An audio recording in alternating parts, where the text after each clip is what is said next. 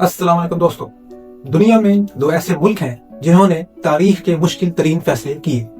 एक मुल्क ने जंग के बाद सुलह को कबूल किया और आज वो दुनिया की एक बड़ी मुआशी ताकत बन चुका है, और एक मुल्क आज भी आलमी ताकतों के साथ टकराव में खड़ा है। सवाल ये है, तारीख हमें क्या सिखाती है?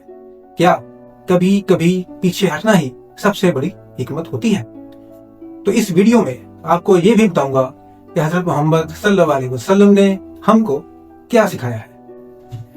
आज का ईरान दुनिया की सियासत का एक ताकतवर मगर मुतनाज़िया मुल्क, लेकिन सवाल ये है कि ये सब शुरू कहां से हुआ। तो चलते हैं तकरीबन 70 साल पीछे। उस वक्त ईरान पर बादशाह थी, मुल्क के हुक्मरान थे मोहम्मद रजा पहलवी। वो मगरबी ताकतों खसूसन अमेरिका के करीबी इत्तेहादी समझे जाते थे। मुल्क में तरक्की तो हो रही थी, लेकिन बहुत से लोग समझते थे कि सियासी आजादी कम है और मजहबी इक़दार को नजरअंदाज किया जा रहा है। फिर 1979 में ईरान में एक जबरदस्त इनकलाब आया। इस इनकलाब की क़यादत रूहुल्लाह ख़ुमैनी ने की। बादशाहत खत्म हो गई और ईरान एक इस्लामी जमहूरिया बन गया। लेकिन इनकलाब के फौरन बाद ईरान एक और बड़े बहरान में दाखिल हो गया। 1980 में ईरान इराक वार शुरू हुई। ये जंग 8 साल तक चलती रही। लाखों लोग मारे गए और दोनों मुमालिक शदीद तबाही का शिकार हुए। जंग खत्म तो हो गई, लेकिन ईरान और मगरबी दुनिया के दरमियान कशीदगी बढ़ती गई। फिर एक और तनाज़ा सामने आया, ईरान का जौहरी प्रोग्राम। मगरबी मुमालिक को खदशा था कि ईरान एटमी हथियार बना सकता है, जबकि ईरान का मौक़िफ़ था कि इसका प्रोग्राम सिर्फ तवानाई और साइंसी मकासद के लिए है।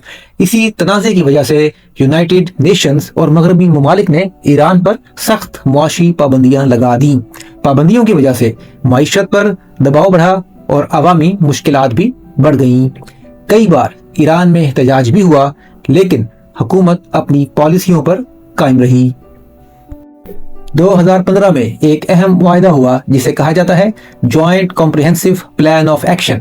इस मुआहिदे का मकसद था ईरान के जौहरी प्रोग्राम को महदूद करना और इसके बदले इक्तिसादी पाबंदियां कम करना, लेकिन ईरान आज भी डटा खड़ा है। अब बात करते हैं दूसरे मुल्क की। दूसरी जंग अजीम के आखिरी दिनों में जापान पर 2 एटमी बम गिराए गए। ये तारीख के खौफनाक तरीन वाक़यात में से थे। पहला बम गिरा एटॉमिक बॉम्बिंग ऑफ हिरोशिमा और दूसरा बॉम्ब गिरा एटॉमिक बॉम्बिंग ऑफ नागासाकी। उस वक्त जापान के पास 2 ऑप्शंस थे, या तो जंग जारी रखते और टेररिस्ट ग्रुप्स बना लेते या सरेंडर कर देते। तो उसके बाद जापान के शहंशाह हिरोहितो ने एक मुश्किल फैसला किया। उन्होंने जंग जारी रखने की बजाय हथियार डालने का फैसला किया, और ये वाकया कहलाता है सरेंडर ऑफ जापान।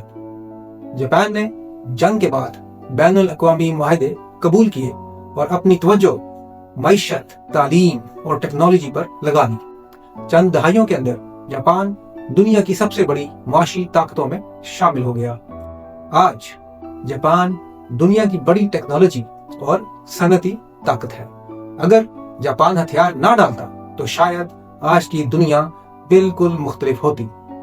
628 ईस्वी में हजरत मोहम्मद सल्लल्लाहु अलैहि वसल्लम ने मक्का के कुरैश के साथ एक मुआहिदा किया था, जिसे कहा जाता है ट्रीटी ऑफ हुदैबिया, सुलह हुदैबिया। इस मुआहिदे की चंद अहम शराइत ये थी।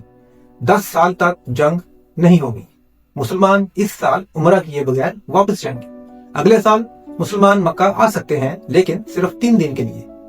अगर मक्का का कोई शख्स मदीना चला जाए तो इसे वापस किया जाएगा, लेकिन अगर कोई मुसलमान मक्का चला जाए तो कुरैश इसे वापस नहीं करेगा। इस वक्त बहुत से मुसलमानों को लगा कि यह शराइत इनके हक में नहीं है, लेकिन मकसद एक था, जंग को रोकना और इंसानों की जानें बचाना। और तारीख ने साबित किया कि यह फैसला हिकमत से भरा हुआ था, क्योंकि सिर्फ 2 साल बाद 630 ईस्वी में मक्का बगैर बड़ी जंग के फतेह हो गया।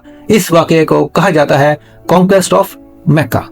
तो सवाल ये है, क्या ताकत सिर्फ जंग में होती है, या कभी हिकमत, सब्र और सुलह भी कौमों की तकदीर बदल सकती है? जापान के लाखों लोग मारे गए, लेकिन उन्होंने जंग को जारी रखने की बजाय जंग रोक दी। انہوں نے یہ نہیں کہا کہ ہم آخری جان تک لڑتے رہیں گے، کوئی آکڑ نہیں دکھائی اور ایمانداری سے ایگریمنٹ پر عمل کیا اور ان کو فائدہ ہو گیا۔ صلح حدیبیہ میں بھی بہت سے پوائنٹس تھے جو ان کے حق میں نہیں تھے، لیکن حضرت محمد صلی اللہ علیہ وسلم نے ایگریمنٹ کر لیا۔ اس سے پہلے کتنے ہی غزوات اور جنگیں ہو چکی تھی، تو اس وقت بھی حضور پاک صلی اللہ علیہ وسلم کہہ دیتے کہ میں یہ ایگریمنٹ نہیں مانتا۔ ان کو کسی بات کا خوف نہیں تھا، لیکن آپ صلی اللہ علیہ وسلم نے کوئی غصہ نہیں کیا اور ایگریمنٹ کر لیا، اور 2 سال بعد ہی فتح مکہ ہو گیا۔ تو مین اسلام یہ ہے کہ اکڑنا نہیں ہے۔ تو ہم سب مسلمانوں کو حضرت محمد صلی اللہ علیہ وسلم کو پریکٹیکلی فالو کرنا چاہیے، اور ایران کو بھی ایگریمنٹس کر لینے چاہیے اور ایمانداری سے اس کو فالو بھی کرنا چاہیے۔ تو کچھ ہی عرصے کے بعد ایران بھی ایک بڑی معاشی طاقت بن جائے گا۔ اللہ حافظ۔